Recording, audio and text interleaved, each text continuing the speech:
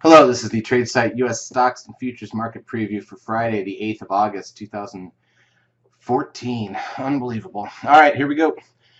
We are operating off of that 13 sell signal that we got at the beginning of July. Took until earnings ended for the market to start to move, and we're finally heading lower here. Made a new low today, even though we just kind of swept it and came back up. We are now 9 bars down, as you can see, so we have a new startup phase on the Seeker tool. Doesn't mean we're going to stop here, but it's the beginning of an actual count towards a potential exhaustion buy signal down the road, hopefully at a lower price. And of course, the red static trend line is the level we've been pointing out. That will be the first target really in the move down. So that's where we're at in terms of the S&P. Let's take a look at the NASDAQ side.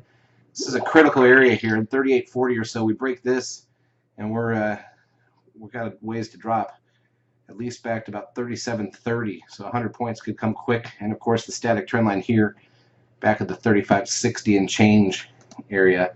There's the SOX.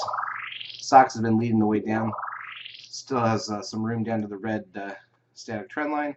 And the biotechs now, sorry, that's the NBI. The alerts you're hearing as I switch charts are all because we're at 9-bar setups on so many of these key indices. So here's the biotechs now starting to crack. So everything looks pretty negative. Wouldn't be playing the long side too much unless you get real good strength intraday in the markets.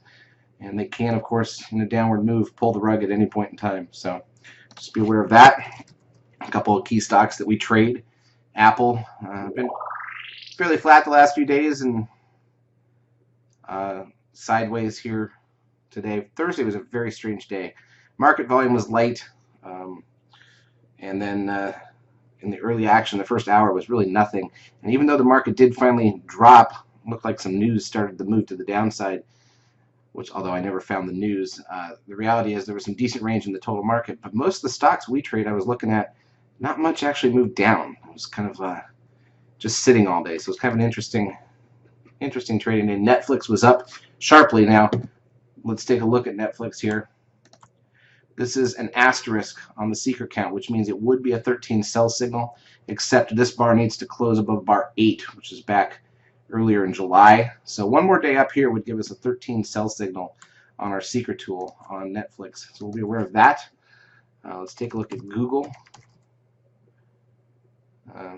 Cup and handle forming, but of course, generally speaking, heading lower at the moment. This handle's dipping because it's moving with the rest of the market. Let's also take a look at Tesla. This thing is just set up for a massive breakout over 265. I mean, it broke out of a shorter race yesterday, but a massive breakout over 265 could be huge here on the Tesla. All right, let's take a look at the intraday action. Let's go to the 10-minute bar chart on our current ES futures contract. And actually, let's switch it. Let's just look at 5-minute bars. Sorry, a lot of alerts going off here today as I'm switching through these. 5-minute bars, so you can see, you know, it's an interesting week. We had great trading days on Monday and Wednesday, okay trading day on Tuesday. Thursday I would call very uneventful for me. I did very little, but you can see that first hour on Thursday was very kind of flat, got a little gap up and just kind of, it was a mess really. And wasn't doing much. I was happy to not be in a lot of stocks at that point. Then suddenly we dropped and filled the gap and kind of kept going the rest of the session. So we closed down here at new closing low for recent activity. And it is what it is. I mean, tomorrow's a summer Friday. We don't have much for economic data. Summer Fridays are typically slow, especially after the first 2 hours. Everybody leaves to go play at the lake or the beach or whatever it is they do if they're not already on family vacation or going on a longer trip. So summer Fridays are not great. You know, we've got a couple of them left before more and more people head back into school later in the month and then into September, of course. Volume should pick up, or at least activity in the market should pick up better later in August. So summer Fridays, trade the first 2 hours and see what you get after that. And that's what I'll be looking at. In terms of economic data, we've got preliminary productivity for the second quarter. An hour before the bell, and we've got wholesale inventories